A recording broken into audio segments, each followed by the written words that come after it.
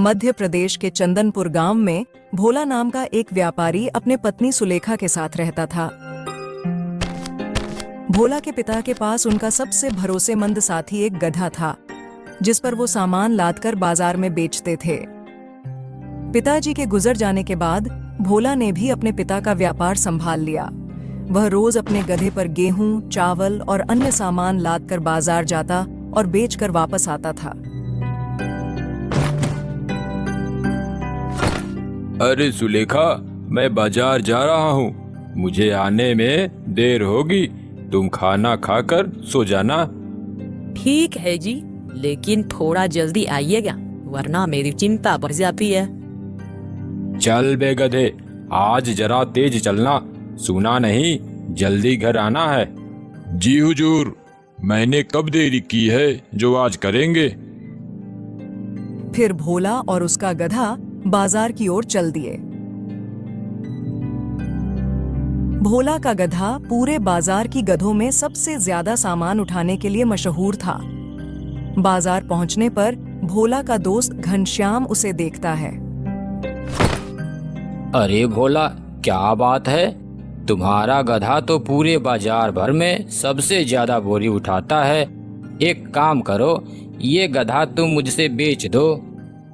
अरे नहीं घनश्याम, ये गधा मेरे पिताजी की आखिरी निशानी है, इसे मैं किसी भी कीमत पर नहीं बेच सकता।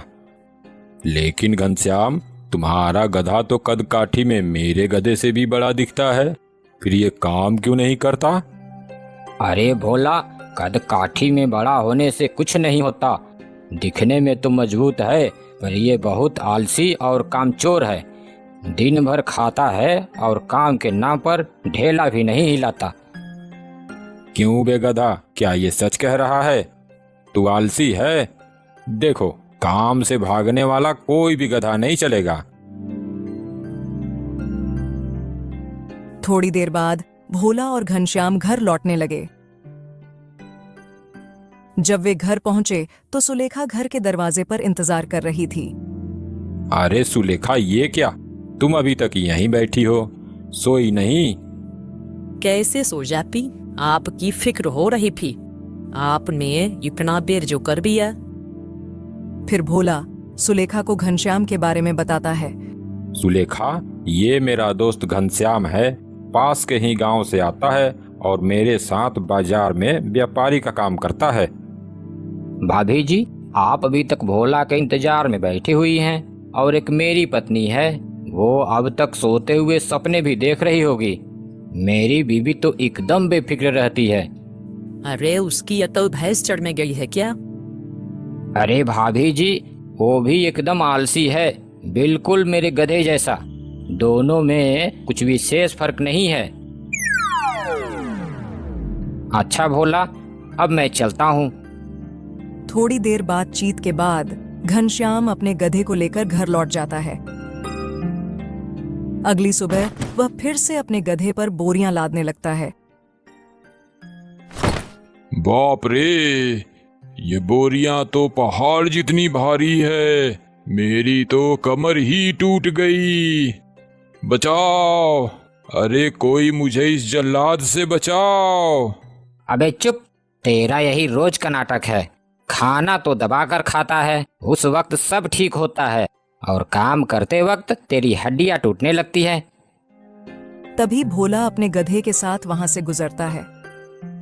अरे कोई इस जल्लाद से मेरी रक्षा करो। घनश्याम, लगता है आज तेरा गधा बीमार है, चल अपनी बोरियां मेरे गधे पर रख दे, आज इसे आराम करने दे।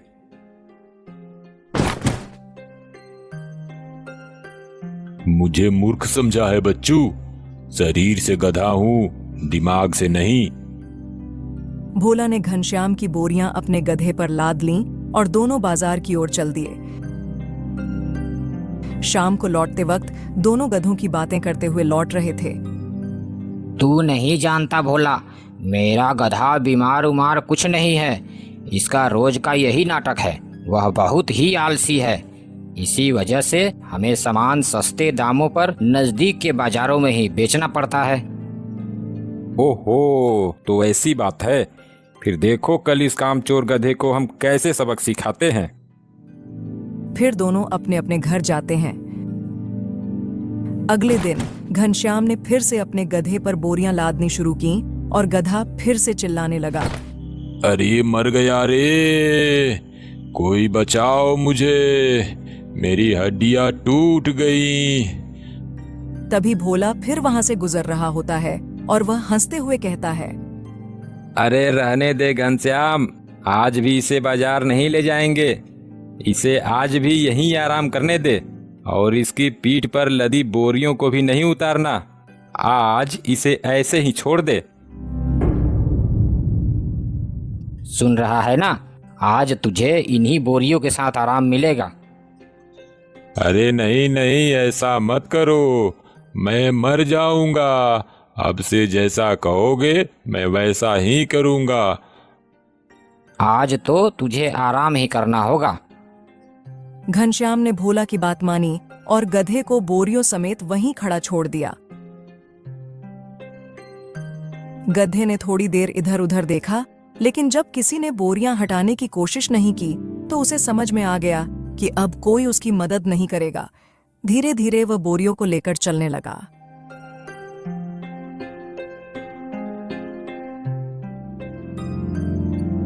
भोला, तेरी सलाह ने तो कमाल कर दिया।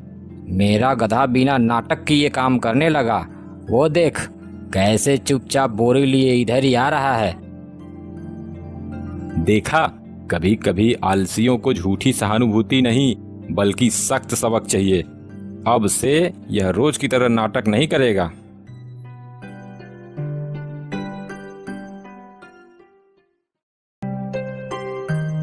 मध्य प्रदेश के चंदनपुर गांव में भोला नाम का एक व्यापारी अपने पत्नी सुलेखा के साथ रहता था। भोला के पिता के पास उनका सबसे भरोसेमंद साथी एक गधा था, जिस पर वो सामान लादकर बाजार में बेचते थे। पिताजी के गुजर जाने के बाद भोला ने भी अपने पिता का व्यापार संभाल लिया। वह रोज अपने गधे पर गेहूं, चावल और अन्य सामान लादकर बाजार जाता और बेचकर वापस आता था। अरे सुलेखा, मैं बाजार जा रहा हूँ, मुझे आने में देर होगी। तुम खाना खाकर सो जाना। ठीक है जी, लेकिन थोड़ा जल्दी आइएगा वरना मेरी चिंता बढ़ जाती है। चल बे गधे, आज जरा तेज चलना, सुना नहीं जल्दी घर आना है। जी हुजूर, मैंने कब देरी की है जो आज करेंगे। फिर भोला और उसका गधा बाजार की ओर चल दिए। भोला का गधा पूरे बाजार की गधों में सबसे ज्यादा सामान उठाने के लिए मशहूर था। बाजार पहुंचने पर भोला का दोस्त घनश्याम उसे देखता है। अरे भोला, क्या बात है, तुम्हारा गधा तो पूरे बाजार भर में सबसे ज्यादा बोरी उठाता है। एक काम करो, ये गधा तुम मुझसे बेच दो। अरे नहीं घनश्याम, ये गधा मेरे पिताजी की आखिरी निशानी है, इसे मैं किसी भी कीमत पर नहीं बेच सकता। लेकिन घनश्याम, तुम्हारा गधा तो कद काठी में मेरे गधे से भी बड़ा दिखता है, फिर ये काम क्यों नहीं करता। अरे भोला, कद काठी में बड़ा होने से कुछ नहीं होता। दिखने में तो मजबूत है, पर ये बहुत आलसी और कामचोर है। दिन भर खाता है और काम के नाम पर ढेला भी नहीं हिलाता। क्यों बे गधा, क्या ये सच कह रहा है? तू आलसी है? देखो, काम से भागने वाला कोई भी गधा नहीं चलेगा। थोड़ी देर बाद भोला और घनश्याम घर लौटने लगे। जब वे घर पहुंचे तो सुलेखा घर के दरवाजे पर इंतजार कर रही थी। अरे सुलेखा, ये क्या, तुम अभी तक यहीं बैठी हो, सोई नहीं? कैसे सो जाती, आपकी फिक्र हो रही थी। आपने इतना बेर जो कर दिया। फिर भोला सुलेखा को घनश्याम के बारे में बताता है। सुलेखा, ये मेरा दोस्त घनश्याम है, पास के ही गांव से आता है और मेरे साथ बाजार में व्यापारी का काम करता है। भाभी जी, आप अभी तक भोला के इंतजार में बैठी हुई हैं और एक मेरी पत्नी है, वो अब तक सोते हुए सपने भी देख रही होगी। मेरी बीवी तो एकदम बेफिक्र रहती है। अरे उसकी या तो भैंस चढ़ में गई है क्या? अरे भाभी जी, वो भी एकदम आलसी है, बिल्कुल मेरे गधे जैसा। दोनों में कुछ विशेष फर्क नहीं है। अच्छा भोला, अब मैं चलता हूँ। थोड़ी देर बातचीत के बाद घनश्याम अपने गधे को लेकर घर लौट जाता है। अगली सुबह वह फिर से अपने गधे पर बोरियां लादने लगता है। बाप रे, ये बोरियां तो पहाड़ जितनी भारी है। मेरी तो कमर ही टूट गई। बचाओ, अरे कोई मुझे इस जल्लाद से बचाओ। अबे चुप, तेरा यही रोज का नाटक है। खाना तो दबाकर खाता है, उस वक्त सब ठीक होता है, और काम करते वक्त तेरी हड्डियां टूटने लगती है। तभी भोला अपने गधे के साथ वहां से गुजरता है। अरे कोई इस जल्लाद से मेरी रक्षा करो। घनश्याम, लगता है आज तेरा गधा बीमार है। चल अपनी बोरियां मेरे गधे पर रख दे, आज इसे आराम करने दे।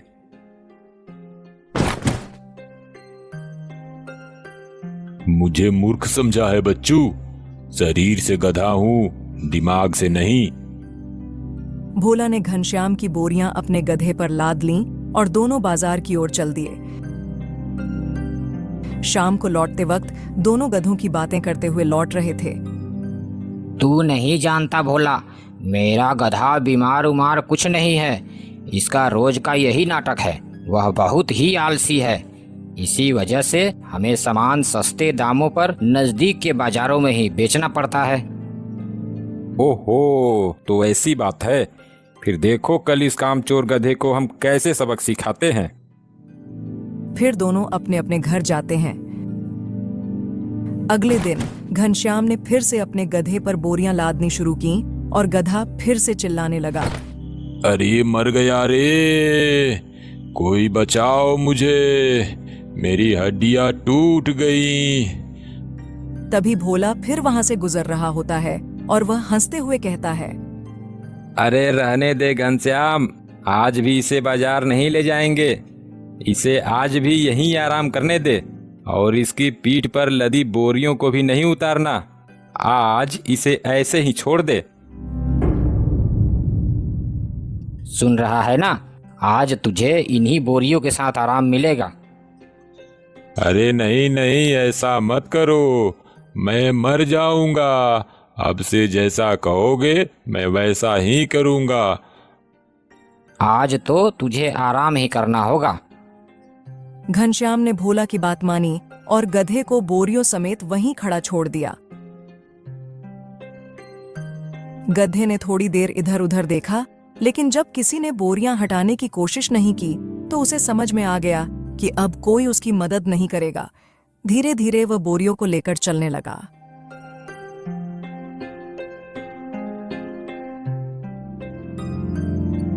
भोला, तेरी सलाह ने तो कमाल कर दिया। मेरा गधा बिना नाटक की ये काम करने लगा। वो देख कैसे चुपचाप बोरी लिए इधर ही आ रहा है। देखा, कभी कभी आलसियों को झूठी सहानुभूति नहीं बल्कि सख्त सबक चाहिए। अब से यह रोज की तरह नाटक नहीं करेगा।